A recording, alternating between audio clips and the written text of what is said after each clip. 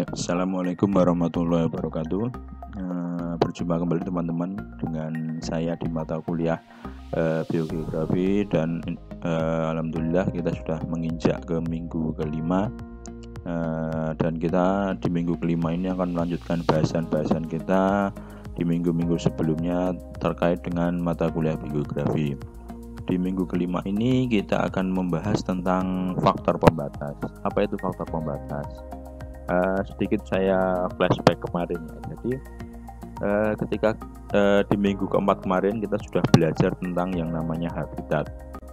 Jadi inti core atau inti kita belajar dari biogeografi itu kan sebenarnya kita belajar tentang persebaran dari hewan dan juga tumbuhan yang kaitannya nanti berkaitan dengan yang namanya habitat atau tempat hidup, tempat tumbuh, tempat berkembang bagi makhluk hidup. Kenapa setiap yang dipertanyaan, kenapa tiap individu makhluk hidup, kenapa tiap tumbuhan, tiap hewan itu dia memiliki habitat-habitat tertentu, habitat-habitat masing-masing yang bisa kita petakan persebarannya. Nah, inilah yang akan kita jawab di pertemuan kali ini. Karena ada apa? Karena ada faktor yang namanya faktor lingkungan. Karena ada faktor lingkungan. Nah, faktor lingkungan ini nanti menjadi yang namanya faktor pembatas. Kenapa menjadi faktor pembatas? Karena apa? Karena ketika faktor-faktor lingkungan ini tidak bisa dipenuhi untuk tumbuh berkembang dari suatu makhluk hidup atau suatu hewan tumbuhan, maka ya tumbuhan dan hewan itu tidak akan bisa hidup di tempat tersebut. Ilustrasinya misalkan padi hanya bisa hidup di suhu 25 derajat sampai 27. Ketika padi ditanam di suhu tempat yang bersuhu 30 derajat, 40 derajat, ya padi tidak akan bisa hidup, padi akan mati, tidak bisa tumbuh, tidak bisa berkembang. Nah, itulah yang dinamakan faktor pembatas. Sehingga faktor pembatas padi kaitannya dengan suhu itu sebesar 25 sampai 27. Sehingga lingkungan itu selain nanti sebagai faktor pendukung, kemarin kita belajar tentang faktor lingkungan yang bisa mendukung kehidupan, tapi lingkungan itu juga sebagai faktor pembatas. Jadi tidak semua lingkungan itu bisa ditinggali oleh semua jenis tumbuhan dan hewan. Lingkungan tertentu itu hanya bisa ditumbuhi hewan tertentu, bisa ditumbuhi tumbuhan tertentu. Nah, itu kita yang akan pelajari apa itu faktor pembatas. Sedikit outline, jadi yang kita akan pelajari itu ada 3 hal di minggu kelima ini. Pertama, teori tentang faktor pembatas pertama yaitu yang dikenal dengan hukum minimum Liebig, yang kemudian yang kedua yaitu hukum toleransi Selford, yang nanti kedua hukum ini menjadi dasar kenapa nanti muncul syarat-syarat hidup tumbuhan dan hewan, kenapa nanti muncul kelas-kelas kesesuaian hidup untuk hewan dan juga tumbuhan. Itu adalah 2 teori ini, hukum minimum Liebig dan hukum toleransi Selford. Apa itu nanti kita akan bahas. Dan kemudian yang ketiga yaitu saya akan sedikit terangkan beberapa contoh faktor fisik lingkungan yang nanti berfungsi sebagai faktor pembatas dari hewan dan tumbuhan. Nanti tapi hanya beberapa saja, tidak akan semua. Beberapa faktor fisik yang mungkin dominan atau sering ditemukan sebagai penentu syarat hidup dari hewan dan juga tumbuhan. Oke, kita mulai. Pertama yaitu teori hukum minimum Liebig. Kenapa dinamakan hukum minimum Liebig? Karena pencetus pertamanya yaitu merupakan seorang ahli di bidang biologi ya dulu, yaitu yang namanya Justus von Liebig pada tahun 1840. Justus von Liebig awal mula ketika menemukan teori hukum minimum Liebig ini melakukan suatu percobaan. Dia melakukan suatu percobaan yaitu dengan melakukan eksperimen terhadap tanaman pada satu jenis tanaman di mana pada satu jenis tanaman tersebut diberikan treatment yang berbeda-beda pemberian unsur haranya. Jadi diberikan unsur hara NPK dengan jumlah yang berbeda-beda. Nah, ketika Justus von Liebig itu memberikan treatment yang berbeda-beda, ternyata hasil dari tanaman pun juga akan berbeda-beda. Ada yang diberi NPK dengan kadar sekian tumbuhnya cuman kecil. Ada yang diberi kadar NPK sekian tumbuhnya lebih besar, ada yang NPK-nya kadar sekian tumbuhnya besar, bahkan ada yang diberikan NPK dalam jumlah sekian dia akan mati. Nah, berdasarkan kondisi ini dengan perbedaan pemberian jumlah pupuk NPK, ternyata tanaman itu memberikan respon yang berbeda-beda. Nah, kemudian Justus von Liebig mengemukakan pendapatnya bahwa setiap tanaman itu dia memiliki kadar tertentu untuk pemberian mineral, kandungan mineral. Karena kan kalau kita berbicara pupuk NPK itu kan kandungannya itu sebenarnya kita memberikan kandungan mineral terhadap tanah, yaitu memberikan kandungan nitrogen, fosfor dan kalium ke dalam tanah. Nah, ketika itu menurut Justus von Liebig, ketika suatu tumbuhan tertentu diberikan kadar NPK yang berbeda-beda, itu akan memberikan pertumbuhan yang berbeda-beda. Kapan tumbuhan itu bisa tumbuh dengan kondisi yang baik, dengan pertumbuhan yang baik? Ya ketika pemberian unsur mineral NPK-nya itu pada kadar optimal yang diperlukan oleh tumbuhan tersebut. Dan si Justus von Liebig ini menemukan bahwa ketika pemberian NPK itu diberikan dalam jumlah yang sedikit atau kurang dari kondisi optimalnya, misalkan tanaman pisang, ya saya contohkan saja, ini tidak, misalkan tanaman pisang itu butuh kadar NPK sebesar 0,3 mg per hari gitu ya. Tetapi misalkan orang itu memberikan pupuk NPK itu hanya sebatas misalkan 2,9 gram per hari, berarti kan itu dia cenderung kurangnya, tapi dia tidak terlalu kurang banget, tapi mendekati cukup kan begitu. Ketika diberikan kadar mineral yang kurang tetapi mendekati cukup, ternyata tumbuhan itu juga mengalami yang namanya kritis, atau dia tidak bisa tumbuh dan berkembang secara optimal sesuai yang diharapkan, walaupun pemberiannya itu hampir mendekati kondisi yang diperlukan. Tetapi karena pemberiannya itu tetap kurang ataupun pada batas bawah syarat untuk hidupnya si tumbuhan tersebut, maka tumbuhan itu bisa mengalami yang namanya kondisi kritis. Atau gampangannya itu dia pengen hidup ya enggak, mati pun ya enggak. Jadi ya dia tidak tumbuh berkembang sempurna tetapi tidak juga mati. Nah, itulah yang dinamakan sebagai kritis. Nah, oleh karena itu muncul teori minimum Liebig. Jadi yang dimaksud dengan Liebig itu adalah dari pemberi namanya minimum, adalah teori minimumnya. Jadi si Liebig ini menyatakan bahwa ketika jumlah bahan utama yang dibutuhkan oleh tumbuhan atau hewan itu dia hanya pada batas bawahnya atau pada batas kadar minimalnya, maka tumbuhan dan hewan itu hanya disebut sebagai tumbuhan hewan yang kritis. Hidup tak mau, mati pun segan, kan seperti itu. Jadi gampangnya seperti itu. Jadi mau hidup ya enggak, dikatakan hidup ya enggak, dikatakan mati juga enggak.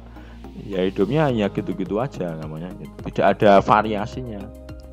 Dan nanti ketika pemberiannya itu bahkan bisa dikatakan mendekati sebagai faktor pembatasnya seperti itu. Nah, jadi ilustrasinya ada di gambar yang tabel yang di grafik yang di atas ini. Jadi ketika ini adalah suatu percobaan ya, ketika tanaman itu diberikan suatu mineral tertentu, yaitu kalau di sini itu mineral magnesium. Magnesium, ketika tanaman itu diberikan magnesium dengan jumlah tertentu, maka tanaman itu akan memiliki memiliki rasio pertumbuhan yang dia mengalami peningkatan, atau gampangannya berarti dia bisa tumbuh dan berkembang dengan sangat bagus. Tetapi ketika pemberian tidak diberikan magnesium, tanaman itu dia justru akan mengalami degenerasi atau mengalami pengurangan atau pertumbuhannya terhambat, gampangnya seperti itu. Nah, ini adalah si teorinya minimum Liebig, bahwa si minimum Liebig ini menyatakan bahwa setiap tumbuhan dan hewan itu pasti punya syarat minimal untuk hidup. Nah, gitu. Semua tumbuhan dan hewan, entah itu pisang, entah itu kopi, entah itu jagung, entah itu apa, entah itu padi, semua tumbuhan termasuk hewan itu memiliki syarat minimal untuk hidup. Nah, ketika syarat minimalnya itu hanya terpenuhi pas batas minimalnya, maka kondisi dari tumbuhan dan hewannya itu dianggap kritis atau bahkan nanti bisa menjadi faktor pembatas dari berkembangnya si hewan dan tumbuhan tersebut. Nah, seperti itu. Nah, karena adanya teori si minimum Liebig tahun 1840, maka kemudian pada tahun-tahun selanjutnya berkembang yang namanya syarat hidup. Jadi ketika orang mungkin dulu ketika sebelum muncul teori minimum Liebig ini tuh orang mungkin menanam kopi di dataran rendah, mungkin menanam pisang di daerah yang dingin, mungkin ya, kemudian menanam menanam tanaman kurma di daerah yang tropis atau daerah yang dingin, kemudian menanam salak di daerah yang bergurun misalnya seperti itu. Tetapi ketika sudah muncul si teori minimum Liebig bahwa menyatakan semua tumbuhan itu punya syarat hidup loh. Ketika kamu pengen menanam, pengen menghasilkan sesuatu, oleh karena itu setelah itu maka kemudian disusun berbagai macam syarat hidup dari tumbuhan dan hewan. Makanya sampai sekarang kalau teman-teman pengen misalkan, oh saya pengen menanam padi di tempat saya, kira-kira cocok nggak? Mestinya nanti ada syarat hidup dari tanaman padi. Oh, dilihat dulu syarat hidupnya. Oh, ketika kondisinya cocok dengan lingkungannya, oke, baru bisa ditanam. Saya pengen menanam durian. Durian ada syarat hidupnya, nanti ada. Kemudian cocokkan dengan kondisi lingkungan kita. Kira-kira cocok nggak? Oh, cocok, berarti bisa ditanam. Nanti kemungkinan bisa tumbuh dan berkembang seperti itu. Contoh hasil dari nanti konsep dari hukum teori minimum Liebig ini merupakan syarat tumbuh seperti ini. Contohnya syarat tumbuh kopi. Ini saya ambilkan contoh saja. Nah, kopi itu kan terbagi dua. Mungkin teman-teman yang pencinta kopi itu ada kopi Robusta dan Arabica. Kopi Robusta dan Arabica ini memiliki walaupun jenisnya sama-sama kopi ya, tetapi karena dia mungkin spesiesnya berbeda antara Robusta dan Arabica, maka dia juga memiliki syarat hidup yang berbeda. Nah, si minimum Liebig inilah yang memprakarsai adanya syarat-syarat tumbuh dari berbagai macam hewan dan juga tumbuhan. Nah, contohnya ini si kopi ini. Kopi ini syarat tumbuhnya apa sih? Ya, dari iklimnya. Iklimnya itu tinggi tempatnya itu harus sekitar, kalau untuk Robusta 300 sampai 600, Arabica 700 sampai 1400. Suhu udaranya agar bisa hidup, syarat hidup tumbuhan kopi, suhu udara hariannya kalau Robusta 24 sampai 30. Di Arabica bisa lebih dingin, 15 sampai 24, harus lebih dingin kalau Arabica. Robusta bisa daerah yang agak panas. Curah hujannya kalau Robusta cukup rendah, kalau Arabica butuh curah hujan yang tinggi. Jumlah bulan keringnya sama. Kemudian kondisi tanahnya bagaimana? Tanahnya kalau yang Robusta itu harus keasamannya 5,5 sampai 6,5. 5,3 sampai 6. Kandungan BO itu harus lebih dari 3 dan seterusnya. Ini teman-teman bisa baca. Dan semua tumbuhan nanti akan ada seperti ini, termasuk hewan. Nah, yang dimaksud teori minimum Liebig itu apa ya? Inilah yang dimaksud dengan teori minimum Liebig. Ini adalah syarat minimal syarat minimal tumbuhan kopi bisa hidup di suatu tempat. Berarti tinggi tempatnya minimalnya berapa? 300. Nah, yang dimaksud dengan minimum Liebig selanjutnya yaitu tadi saya katakan ada syarat minimalnya. Tetapi ketika tumbuhan itu diletakkan pada pas syarat minimalnya atau mungkin kurang sedikit, itu dia akan kritis. Jadi gampangnya gini, misalkan kopi ketika ditaruh di tinggi tempatnya pas 300 atau mungkin kurang dari 300 sedikit, kopi itu tidak akan bisa tumbuh dan berkembang secara optimal. Ketika kopi Robusta ditaruh di suhu misalkan 23 derajat, walaupun rentangnya cuma 1 derajat ya, itu dia akan kritis. Misalkan kopi ditaruh di daerah yang kandungan BO-nya misalkan 3, tepat 3. Padahal di sini syarat minimal hidupnya itu lebih dari 3. Berarti kondisinya kopi akan kritis. Kan seperti itu. Itu yang dimaksud dengan teori minimum Liebig. Dan adanya gara-gara si hukum minimum Liebig ini kemudian manusia itu menjadi lebih berkembang. Berkembangnya apa? Keuntungannya ya ketika sekarang kalau kita kaitkan dengan perencanaan tata guna lahan itu akan lebih terarah, akan lebih efisien, jadi tidak ngawur lagi. Jadi tidak, misalkan daerah tadi saya katakan, daerah saya itu cocoknya padi karena datarannya rendah, padahal curah hujannya sedikit. Nah, berarti padi nggak akan hidup. Ketika ditanami padi ya tidak akan gagal panen pastian. Tetapi karena ada syarat hidup, kita bisa tentukan, bisa kita rencanakan, oh ini cocok gak sih untuk tanaman padi. Kita lihat syarat hidup tanaman padi, kita cocokkan lingkungan kita. Oh berarti cocok, oke berarti bisa ditanam, kemungkinan akan bisa panen. Jadi kemungkinan terjadinya gagal panen itu menjadi bisa ditekan. Nah, gara-gara ada si minimum living, sehingga ketika dulu muncul teori minimum living ini, pertanian menjadi lebih berkembang, perkebunan menjadi lebih berkembang. Kenapa ya? Karena menjadi lebih efisien. Jadi orang tidak akan menanam di tempat yang keliru lagi, karena ada hukum si minimum living. Karena semua tumbuhan itu memiliki syarat hidup, memiliki batas minimal untuk hidup di suatu tempat atau suatu wilayah dengan kondisi lingkungan tertentu gitu. Namun hukum minimum living ini sebenarnya karena dikembangkan yang namanya teori ya atau asumsi, makanya dia memiliki beberapa kelemahan juga. Jadi hukum minimum living ini hanya bisa diterapkan pada habitat atau ekosistem dengan arus energi dan materi yang masuk seimbang dengan yang keluar. Jadi antara arus energi yang masuk dan juga keluar itu harus berimbang. Jadi hukum minimum living ini hanya menyatakan bahwa ya itu pada kondisi normal. Padahal kalau kita kaitkan dengan kondisi sekarang itu kan banyak sekali kondisi-kondisi abnormal. Misalkan contoh gampangnya tadi ya, kopi itu syarat hidupnya kondisi curah hujannya itu misalkan tadi 1.600 sampai 2.000. Nah, oke lah di tempat kita, misalkan setelah kita cocokkan curah hujan kita berada di tengah-tengah itu. Tetapi kan pada kenyataan perjalanannya mungkin nanti kondisi iklim itu bisa berubah. Karena apa? Karena perubahan iklim. Curah hujannya bisa berubah menjadi lebih sangat tinggi, bisa menjadi lebih sangat kurang. Oleh karena itu maka kondisi minimum living ini hanya bisa digunakan pada saat kondisi normal. Atau contoh lain, misalkan tadi kandungan bahan organiknya untuk tanaman kopi itu harus lebih dari 3.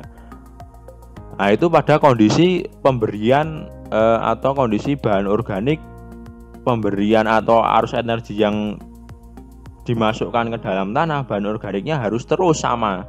Jadi dari tahun ke tahun harus bahan organik di tanah itu harus diberikan dengan nilai 3 terus. Misalkan dia berubah karena suatu kondisi lingkungan sehingga bahan organiknya berkurang pasokannya, berarti dia itu sudah kondisi abnormal. Nah, sehingga si minimum living ini membatasi, ini adalah pada kondisi yang normal, ketika ekosistem itu arus energi di ekosistem itu berjalan secara seimbang antara yang masuk dan keluar. Makanya sih begitu. Nah, kemudian hukum minimum living ini sudah banyak diterapkan pada program pengendalian lingkungan terhadap organisme ya. Jadi berbagai macam program pengendalian lingkungan itu sudah diterapkan terhadap organisme untuk apa ya? Untuk maksudnya untuk konservasi. Jadi ketika kita misalkan pengen menanam kopi di suatu tempat, oh ternyata daerah kita tuh agak tidak cocok ya. Tadi karena ada syarat minimalnya, misalkan suhunya ya. Misalkan tadi kadar bahan organik di tempat untuk syarat hidup kopi kan lebih dari 3, tapi di tempat kita yang akan kita tanam misalkan cuma 2,9. Nanggung nih, ini cuma tinggal itu yang tidak cocok. Tapi kita harus tanam tetap di situ. Nah, berarti tetap tanamlah kopi, tetapi dilakukan dengan apa? Dilakukan dengan penambahan bahan organik, dengan bantuan manusia, dengan apa? Pemberian pupuk organik untuk meningkatkan bahan organik. Itulah yang dimaksud dengan program pengendalian lingkungan. Jadi karena kita tahu syarat minimumnya, maka kita bisa rekayasa. Makanya ada rekayasa pertanian. Oh, syarat hidupnya tanaman padi ini bahan organiknya harus sekian, kandungan pupuk misalkan NPK-nya harus sekian. Oh, ternyata di kondisi di lingkungan kita secara tanpa diberikan apapun itu hampir cukup hampir mencukupi tapi masih kurang. Nah, berarti kita ya tetap saja tanam padi tetapi dengan pemberian pupuk NPK, dengan pemberian pupuk bahan organik. Nah, itulah kenapa kalau sekarang banyak sekali perkebunan, kemudian pertanian yang diberikan pupuk itu merupakan bentuk dari ini penerapan teori hukum minimum Liebig, karena setiap tanaman itu memiliki syarat hidup minimal sehingga itu harus dipenuhi. Cara memenuhinya bagaimana? Ya dengan memberikan treatment tertentu, dengan memberikan konservasi tertentu dan seterusnya. Itulah teori minimum Liebig. Nah, dari hukum teori minimum Liebig ini adalah proses eutrofikasi. Mungkin teman-teman juga sudah sering mendengar apa eutrofikasi. Eutrofikasi itu kalau teman-teman melihat tuh contoh fenomena itu seperti digambar di bawah ini. Apa ini? Ini merupakan suatu danau atau waduk yang banyak ditumbuhi oleh enceng gondok. Proses eutrofikasi itu merupakan proses di mana kondisi suatu badan air atau perairan dia itu mengalami kekurangan oksigen, tetapi dengan di sisi lain kadar nitrogen dan juga fosfornya itu meningkat sangat drastis. Kenapa bisa terjadi? Karena ada proses sedimentasi. Jadi ketika danau itu nanti usianya sudah lanjut, ketika kemarin kita belajar suksesi danau ya, atau suksesi badan air, itu kan ada danau itu mulai dari danau yang masih baru, kemudian oligotrofi, kemudian mesotrofi, kemudian masuk ke distrofik dan seterusnya, kan seperti itu. Nah, ketika nanti danau itu sudah masuk ke dalam hampir mendekati tua, kan kandungan sedimentasinya itu akan semakin tinggi. Jadi banyaknya sedimen material-material yang masuk ke dalam tubuh air, ke dalam danau waduk itu menjadi semakin banyak. Kenapa? Karena banyak terjadi erosi sehingga materialnya itu akan terangkut menuju ke dasar danau. Karena materialnya terangkut menuju ke dasar danau, maka danaunya itu kandungan sedimennya itu akan tinggi. Padahal sedimen itu biasanya akan membawa banyak sekali kandungan fosfor, kandungan nitrogen, dan kandungan lumpur. Nah, karena sedimentasinya tinggi, maka kandungan nitrogen dan fosfornya tinggi. Implikasinya apa? Kandungan fosfor dan juga nitrogennya tinggi. Ini kan baik untuk tanaman. Maka muncullah berbagai macam berbagai macam enceng gondok di atas permukaan. Maka enceng gondoknya itu akan tumbuh subur, atau mungkin alganya itu akan tumbuh subur. Bahkan nanti dikatakan sebagai alga bloom atau pertumbuhan yang sangat cepat sekali terhadap enceng gondok, sehingga enceng gondoknya hampir bisa menutupi badan air. Kenapa ya? Karena kandungan mineralnya, nitrogen, fosfornya itu sangat tinggi, sehingga bisa dimanfaatkan oleh si tanaman enceng gondok ini untuk bisa hidup, untuk bisa tumbuh, untuk bisa berkembang, kan seperti itu. Nah, karena enceng gondoknya ini hampir menutupi semua badan perairan, maka sinar matahari akan susah masuk. Dan juga oksigen itu akan banyak diserap oleh si enceng gondok. Dan juga pertukaran oksigen dari udara ke air itu menjadi terhambat oleh si enceng gondok. Sehingga implikasinya kondisi di bawah kandungan oksigennya itu akan sangat rendah sekali. Makanya kemarin yang dinamakan danau itu sudah mendekati mati, itu kan kadar kandungan oksigennya itu sangat rendah, tetapi kadar kandungan unsur haranya itu sangat tinggi. Ya karena ini, karena sedimentasi, unsur haranya menjadi tinggi. Unsur haranya tinggi, otomatis tanaman airnya akan banyak. Makanya kemarin individunya akan lebih banyak.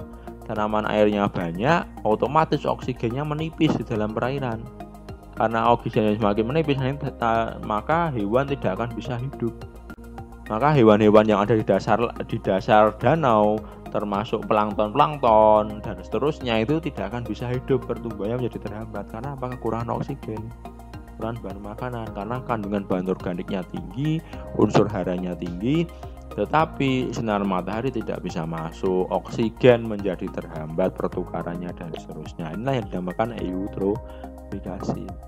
Ini foto ini saya ambil di daerah di Semarang di Ambarawa, yaitu di Rawapening. Kalau ada teman-teman yang daerahnya di Rawapening, mungkin teman-teman bisa melihat di sana kan pertumbuhan enceng gondok itu akan sangat tinggi sekali. Dan ini mungkin terjadi di berbagai danau di Indonesia, terutama kalau yang sudah umurnya sudah tua, sudah lanjut mendekati mau mati danaunya, itu dia mesti akan fenomena kan seperti ini, terjadi eutrofikasi. Tapi memang eutrofikasi ini bisa diminimalkan proses terjadinya, yaitu dengan apa ya? Dengan memberikan treatment tertentu, dengan pemberian misalkan enceng gondoknya dihilangkan, kemudian dengan pengerukan untuk mengurangi sedimentasi dan seterusnya. Itu cara-caranya banyak. Kemudian kita masuk teori yang kedua, yaitu hukum toleransi Selford. Nah, jadi setelah tadi ada yang namanya hukum minimum Liebig, muncul teori kedua, yaitu yang dinamakan hukum toleransi Selford. Hukum toleransi Selford itu apa intinya? Yaitu dia intinya menyatakan bahwa kegagalan suatu organisme dalam mempertahankan hidupnya itu dapat ditentukan oleh kekurangan atau kelebihan beberapa faktor yang mendekati batas toleransinya. Nah, kalau tadi si hukum minimum Liebig kan menyatakan syarat hidup itu hanya ada pada batas minimal saja. Jadi tadi misalkan kopi itu batas minimal untuk hidup secara suhunya itu 24 derajat. Tapi di bawah dari itu kopi tidak bisa hidup. Tetapi si minimum Liebig ini menyatakan hanya minimumnya. Tetapi menurut teorinya Selford ini ternyata yang dinamakan toleransi hidup dari tumbuhan dan hewan itu tidak hanya minimum, tapi juga ada maksimumnya. Bedanya itu, kalau hukum toleransi Selford syarat hidup dari hewan dan juga tumbuhan itu tidak hanya dibatasi pada kondisi minimum, tapi juga ada kondisi maksimumnya. Ketika kondisi maksimumnya ini terlampaui, ya tanaman, tumbuhan, hewan itu tidak akan bisa hidup juga. Makanya ada rentang tadi keluar. Misalkan tadi ya contohnya kopi itu bisa hidup di rentang suhu 24 sampai 30. Nah, batas minimumnya adalah 24, batas maksimumnya 30. Ketika kopi itu ditanam di kondisi di bawah batas minimum atau di atas batas maksimum, maka kopi itu tidak akan bisa tumbuh dan berkembang secara optimal. Inilah yang dinamakan hukum toleransi Selford. Jadi setiap hewan dan juga tumbuhan itu memiliki batas toleransi, batas atas dan juga batas bawah atau batas minimum dan batas maksimum untuk hidup. Sehingga dia lebih memperkaya teorinya si hukum minimum Liebig. Kalau minimum Liebig hanya menyatakan setiap tumbuhan, hewan itu hanya memiliki batas hidup, syarat hidup minimal saja. Tetapi ternyata menurut penelitian si Selford, kemudian berkembang menjadi teori hukum toleransi Selford, itu ternyata ada batas maksimumnya juga loh dari tumbuhan dan hewan. Ketika batas maksimumnya juga terlampaui, berarti ya kemungkinan si tumbuhan hewan ini juga tidak akan bisa hidup seperti ketika batas minimumnya yang kurang, kan seperti itu. Oleh karena itu, maka organisme itu memiliki rentang batas hidup. Ada rentang batas bawah, ada rentang batas atas, ada rentang batas minimum, ada rentang batas maksimum dari tumbuhan dan hewan itu untuk hidup. Nah, dan dengan rentang batas minimum dan maksimum inilah maka kita bisa petakan distribusi atau persebarannya, atau bisa kita petakan habitatnya. Nah, makanya kenapa teori biogeografi ini bisa berkembang, ya gara-gara ada dua hukum ini, hukum minimum Liebig dan juga hukum toleransi Selford. Kenapa kita bisa petakan distribusinya? Karena apa? Karena kita punya batas hidup. Karena kita punya batas toleransi hidup dari tumbuhan dan hewan. Oh, kita tahu batas toleransi hidup hewan tumbuhan kopi itu seperti ini, sehingga kita bisa petakan daerah yang kemungkinan bisa ditumbuhi kopi itu daerah mana saja. Oh, kita punya batas toleransi hidup untuk tanaman durian, sehingga kita bisa petakan daerah yang cocok untuk durian itu mana saja yang bisa hidup untuk durian. Oh, kita punya batas hidup untuk untuk hewan beruang, kita bisa petakan beruang itu bisa hidup di mana saja, bisa kita temukan di mana saja. Itulah fungsi dari sebenarnya inti dari kita belajar biogeografi sebenarnya di sini. Jadi ada yang namanya batas toleransi hidup dari tumbuhan dan hewan, sehingga kita bisa petakan distribusinya, kita bisa petakan habitatnya di mana saja. Nah, oleh karena itulah maka nanti karena ada hukum toleransi Sherwood, maka muncul yang namanya ini. Jadi tidak hanya batas minimal ya yang nanti akan muncul, tetapi juga ada yang namanya rentang hidup dari dari hewan dan juga tumbuhan. Hewan tumbuhan itu ada rentang hidupnya. Seperti contohnya saya ambilkan kopi Arabica dan kopi Robusta. Di sini ada, makanya nanti muncul yang namanya kelas kesesuaian lahan. Di sini ada S1, S2, S3 dan N. S1 itu maksudnya apa? Itu sangat sesuai. S2 itu apa? Ya sesuai tapi agak ada penghambatnya. S3 itu tidak agak sesuai tapi masih banyak penghambatnya. N itu sama sekali tidak sesuai. Makanya ada batas ini. Oh, berarti di sini ada rigid sekali. Jadi kapan tumbuhan kopi itu dia bisa tumbuh dan berkembang dengan baik, itu ya teman-teman tinggal cocokkan yang S1. Pada kondisi S1 kopi ini bisa tumbuh dengan optimal, menghasilkan panen yang optimal. Tetapi kalau misalkan kira-kira kok daerah saya tidak seperti S1 ya, tapi dia lebih mirip S2, ya kopi masih bisa dibudidayakan, tapi mungkin hasil panennya tidak akan seoptimal yang S1. S3 bagaimana? S3 masih bisa ditanami tanaman kopi, tetapi hasil panennya tidak akan seoptimal S2 dan S1. Makanya ada batas rentang ini. Inilah batas-batas rentang inilah muncul setelah teori hukum toleransi Sherwood, karena tumbuhan dan hewan itu memiliki batas rentang toleransi untuk hidup, sehingga rentang toleransi batas hidupnya akan menjadi lebih panjang atau lebih lebar dan seterusnya. Nah, mungkin pada kondisi ini ya misalkan setelah dicocokkan kondisi lingkungan yang akan ditanami kopi di tempat saya itu cocoknya S1, berarti mungkin nanti teman-teman bisa panen dalam setahun bisa 2 kali panen misalkan. Tetapi kok cocoknya S2, oke jalankan saja nggak apa-apa, mungkin nanti panennya itu ya cuman 1 kali panen misalkan. S3, ini ya cocok tempat kita cocoknya dicocokkan kondisi lingkungannya itu seperti S3.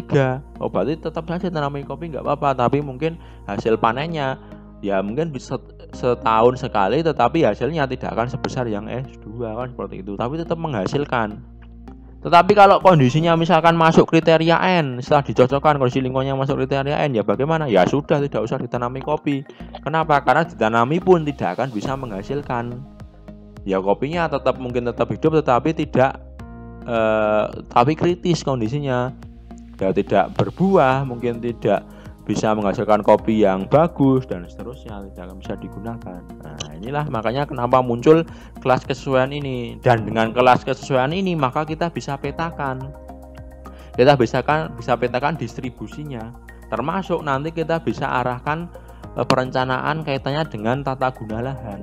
Misalkan lahan ini, misalkan sekarang posisinya lahan kosong, kira-kira kita mau manfaatkan sebagai apa ya yang bisa menghasilkan? Kita mau manfaatkan kopi, ambil kriteria kelas kesesuaian ini, kira-kira sesuai yang mana? Dia sesuai S1, oke, berarti bisa ditanami tanaman kopi. Misalnya lahan kosong itu setelah diteliti, dia kriterianya masuk N, ya sudah, jangan tanaman kopi, cari tanaman yang lain alternatif. Misalkan padi cocok, oke, berarti tanaman padi. Ya itulah fungsi dari hukum toleransi Sherwood. Nah, makanya di hukum toleransi Sherwood ini dikenal ada istilah ini, tolerance limit, atau ada batas toleransi dari tumbuhan dan hewan untuk bisa berkembang. Nah, ini diilustrasikan seperti ini tadi, yang kelas kesesuaian tadi. Di bagian tengah pada kondisi optimum, jadi pada kondisi lingkungan optimum, atau pada ini gambarnya pada kondisi di S1 itu hewan dan tumbuhan itu bisa berkembang secara optimal. Kalau di sini diilustrasikan dengan kupu-kupunya banyak. Ketika kondisi lingkungannya sesuai dengan kupu-kupu atau sesuai dengan kopi, ya kopinya akan menghasilkan banyak buah. Kupu-kupunya juga berkembang sangat baik. Tetapi bagaimana jika kondisinya S2? Nah, kondisinya S2, nah itu pada zona yang dinamakan zone of psychological stress. Jadi ada tuntutan kondisi psikologi tertentu. Jadi ada kondisi faktor lingkungan tertentu yang dia mungkin tidak seoptimal seperti faktor lingkungan yang ada di tengah. Nah, di sini apa implikasinya? Ya tetap masih bisa hidup, tetapi hanya apa tidak seoptimal yang di kondisi yang S1 tadi. Ini pada kondisi S2 dan S3 kalau tadi di kelas kesesuaian. Ya mungkin kalau tanaman kopi ditanam di zone of psychological stress ini, ya kopi masih bisa hidup, tetapi mungkin panennya tidak akan sebagus panen yang ada di zona tengah ini, yang hijau ini. Kemudian ada yang namanya zone of intolerance. Nah, ini adalah kondisi di mana sama sekali tidak bisa hidup dari hewan tumbuhan tadi. Misalkan kupu-kupu kasus ini, berarti kupu-kupu tidak bisa hidup di zone of intolerance ini. Karena apa? Sudah melebihi batas minimal dan juga melebihi batas maksimum seperti itu. Dan batas optimalnya ada di sini. Dan setiap hewan tumbuhan itu punya batas optimal dan punya batas maksimum dan minimum. Ketika batas optimalnya dipenuhi, produksinya akan sangat bagus. Tetapi kalau batas optimal tidak dipenuhi tapi masih dalam lingkup batas minimum dan maksimum, ya dia tetap bisa hidup, tetapi produksinya tidak akan semaksimum pada batas optimal, kan seperti itu. Ini semua hewan dan tumbuhan ada seperti ini. Nah, ini contohnya di bawah juga sama ilustrasinya. Jadi ada yang namanya ini kondisi lingkungan ya. Kondisi lingkungan ada batas bawah dan juga batas atas. Di sini ada yang namanya optimal range-nya atau kondisi hidupnya ya tadi ya. Nah, kemudian ini selanjutnya hukum toleransi Selford. Jadi tadi setelah kita belajar tentang daya toleransi itu ada yang kondisinya di minimum dan juga maksimum, itu pada dinamakan sebagai daya toleransi. Nah, ini adalah ilustrasi yang lain ya. Ilustrasi yang lain. Jadi nanti ada istilah-istilah kalau di dalam hukum toleransi Selford, ada yang namanya toleransi sempit atau steno dan juga toleransi luas atau URI. Maksudnya apa? Maksudnya jadi ini tanaman dan juga tumbuhan itu ada tanaman tumbuhan itu yang memiliki batas toleransi untuk hidup itu dia sangat lebar atau sangat luas. Ada juga hewan dan juga tumbuhan yang memiliki batas hidup yang sempit. Maksudnya apa? Maksudnya saya contohkan tanaman pisang. Tanaman pisang kira-kira kalau teman-teman tahu rentang batas toleransi hidupnya itu lebar atau sempit? Batas hidupnya itu sangat lebar. Kenapa? Karena hampir di daerah tropis itu pisang itu bisa tumbuh dimanapun, entah itu di dataran tinggi, entah itu dataran rendah, entah itu suhunya cenderung tinggi, cenderung rendah, kan semua bisa hidup pisang. Sangat mudah sekali hidup. Nah, inilah yang dinamakan batas toleransinya itu lebar. Berbeda dengan kopi tadi. Sekarang saya tanya, kopi apakah bisa hidup di dataran rendah? Kan tidak bisa. Karena apa? Karena dia batas toleransinya itu dia sempit. Nah, pada tumbuhan dan juga hewan yang memiliki batas toleransi sempit itu dinamakan sebagai steno. Sehingga nanti ada stenohidrik, stenotemperik, stenofagik. Stenohidrik berarti dia memiliki toleransi sempit terhadap kondisi hidrologi atau kondisi air. Stenotemperik berarti dia memiliki batas toleransi sempit terhadap suhu atau temperatur. Tetapi kalau yang dia memiliki rentang hidup atau batas toleransi yang luas, itu dinamakan eurihidrik, berarti dia memiliki batas rentang toleransi luas terhadap kondisi air atau hidrologi. Euritemperik berarti dia memiliki batas kondisi toleransi luas yang pada kondisi suhu. Sehingga nanti apa implikasinya terhadap hewan dan tumbuhan? Pada hewan tumbuhan yang dia memiliki batas toleransi hidup yang sempit atau dia steno, maka biasanya tumbuhan hewannya itu sifatnya endemis, hanya bisa ditemukan di tempat itu saja. Contohnya bunga bangkai. Bunga bangkai itu kan endemis. Karena apa? Karena dia hanya bisa hidup di wilayah dengan kondisi lingkungan tertentu saja yang hanya sempit. Toleransi batas hidupnya sempit. Berbeda dengan pisang tadi saya katakan. Pisang itu rentang hidupnya itu sangat luas, batas toleransinya hidup sangat luas sehingga bisa hidup dimanapun. Makanya teman-teman kalau daerah tropis di Indonesia itu hampir di semua wilayah itu pasti ditemukan tanaman pisang. Tetapi tidak semua wilayah ditemukan bunga bangkai, kan seperti itu. Karena bunga bangkai itu memiliki toleransi sempit, kalau pisang memiliki toleransi yang luas atau yuri. Kalau tadi bunga bangkai steno, nah seperti itu. Ini hukum toleransi Selford.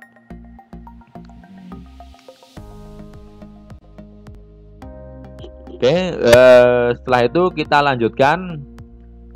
Nah, kemudian setelah kita belajar tentang dua hukum, yaitu hukum minimum Liebig dan juga hukum toleransi Selford. Nah, tadi sudah kita tahu bahwa dari kedua hukum ini ternyata faktor lingkungan yang menyebabkan adanya yang namanya faktor pembatas dari hidup hewan dan juga tumbuhan. Nah, kemudian ada pertanyaan, faktor fisik apa saja sih yang bisa menjadi faktor pembatas? Banyak sekali sebenarnya faktor fisik yang bisa menjadi pembatas, tetapi biasanya nanti yang sering digunakan sebagai syarat hidup dari hewan dan juga tumbuhan itu biasanya ada 5 ini. Pertama apa? Suhu. Kedua yaitu radiasi matahari. Ketiga kekeruan, warna atau bau dari air. Kemudian arus dan juga tekanan air, dan yang kelima yaitu oksigen terlarut. Ini beberapa parameter, ini cuma saya contohkan saja. Jadi dari kelima parameter ini bisa menjadi faktor pembatas dari hidup hewan dan tumbuhan tertentu. Sama suhu itu kan hampir semua organisme itu memiliki, terutama kalau nanti teman-teman lihat dari batas syarat hidup minimal ataupun maksimum dari hewan, tumbuhan itu pasti ada unsur klasifikasi suhu. Karena apa? Karena organisme itu dapat hidup pada suhu sampai 300 derajat. Jadi kisarannya itu organisme bisa hidup, ada organisme itu yang bisa hidup sampai rentang suhu di 100, 200 sampai 300 derajat Celcius. 0 derajat pun juga ada. Sehingga suhu ini biasanya digunakan sebagai penentuan batas toleransi. Coba teman-teman nanti cari ya, hampir semua ketika teman-teman nanti kajian tentang kelas kesesuaian atau untuk mencari batas toleransi untuk tanaman apapun, hewan apapun, pasti ada yang namanya parameter suhu. Karena suhu ini penting untuk kehidupan manusia. Kemudian yang kedua radiasi matahari. Radiasi matahari ini juga penting. Kenapa? Karena radiasi matahari ini menjadi sumber energi utama dari makhluk hidup. Entah itu tumbuhan, entah itu hewan, entah itu manusia. Semua itu membutuhkan radiasi matahari. Makanya nanti ketika teman-teman lihat di batas toleransi ada yang memasukkan unsur radiasi matahari. Apakah perlu mendapatkan penyinaran matahari yang optimal sepanjang tahun? Apakah cuma hanya perlu 2 bulan, 3 bulan? Itu nanti akan tergambar di sini. Kemudian selanjutnya ada kekeruan, warna dan juga bau dari air. Nah, ini kaitannya dengan tumbuhan-tumbuhan yang nanti membutuhkan jumlah air yang cukup tinggi. Kekeruan itu biasanya disebabkan oleh partikel tanah, bahan organik dan juga biotarenik. Kenapa kok badan air itu bisa keruh? Ya gara-garanya ada kandungan bahan organik, ada kandungan tanah, ada kandungan unsur hara yang tinggi. Kenapa warnanya dia bisa kecoklatan? Ya karena kandungan partikel tanahnya, lumpurnya itu sangat tinggi. Kenapa warnanya agak kehitaman? Karena kandungan bahan organiknya tinggi. Kenapa warnanya itu dia agak kehijauan? Karena kandungan alganya tinggi. Itu kaitannya dengan kekeruan. Kemudian warna air tergantung dari biota yang hidup di dalamnya. Ketika banyak ganggang hijau, warna air ini akan kehijauan. Ketika banyak ganggang merah, warna airnya akan kemerahan. Kemudian bau itu bisa disebabkan dari senyawa yang terkandung dalam air. Kalau senyawa yang terkandung dalam air itu amonia, baunya itu akan seperti bau kencing kita. Kalau kandungan fosfornya tinggi, berarti baunya itu ya seperti kencing kita. Kalau kandungan belerangnya tinggi, baunya seperti bau belerang itu. Nah, air itu akan seperti itu, tergantung dari kandungan di dalamnya. Kemudian arus dan tekanan air. Arus dan tekanan air ini juga bisa menjadi faktor pembatas. Kenapa? Karena ketika arus atau tekanan airnya tinggi, otomatis hewan yang bisa hidup itu juga terbatas. Tumbuhan yang bisa hidup pun juga terbatas. Kenapa? Karena yang bisa bertahan pada kondisi tekanan air tinggi itu hanya tertentu saja. Tapi kalau kondisi airnya cenderung tenang, airannya cenderung lambat, tumbuhan dan hewan yang bisa hidup juga cenderung sedikit. Kemudian oksigen terlarut jelas karena apa? Setiap tumbuhan, setiap hewan, setiap manusia itu butuh oksigen. Tumbuhan dapat oksigen dari mana? Selain dari udara, dia dapat juga dari air tanah. Kandungan air yang tersimpan di dalam tanah terserap termasuk juga oksigennya. Makanya air tanah ini menjadi sangat penting bagi kehidupan tumbuhan. Ketika kandungan air oksigen di air tanah itu tinggi, maka suplai oksigen ke tanaman juga akan tinggi. Termasuk kandungan oksigen di dalam air. Pada biota-biota lah air yang hidup di lingkungan hidrologis, ya lingkungan hidro atau di lingkungan air, ketika sungai itu dia memiliki kandungan oksigen terlarut tinggi, pasti organisme yang bisa hidup itu akan banyak sekali. Berbeda dengan kondisi yang oksigennya itu sangat rendah. Kalau tadi contohnya di danau atau waduk yang sudah hampir mati, kandungan oksigennya rendah, pasti tidak akan ada biota yang bisa hidup di sana, biota laut yang bisa hidup di sana, biota air tawar yang bisa hidup di sana. Ikan-ikan mesti akan mati, hewan-hewan air tawar akan mati dan sebagainya, mesti akan mati semua. Karena apa? Karena oksigen ini merupakan vital bagi kehidupan manusia, terutama hewan dan juga tumbuhan juga. Nah, makanya ini adalah contoh dari beberapa faktor pembatas. Ada suhu, radiasi matahari, tingkat kekeruan, warna, bau dari air, kemudian arus dan tekanan air, oksigen terlarut dalam air. Itu adalah merupakan salah satu termasuk 5 parameter penting yang nanti biasanya menjadi syarat hidup dari hewan dan juga tumbuhan.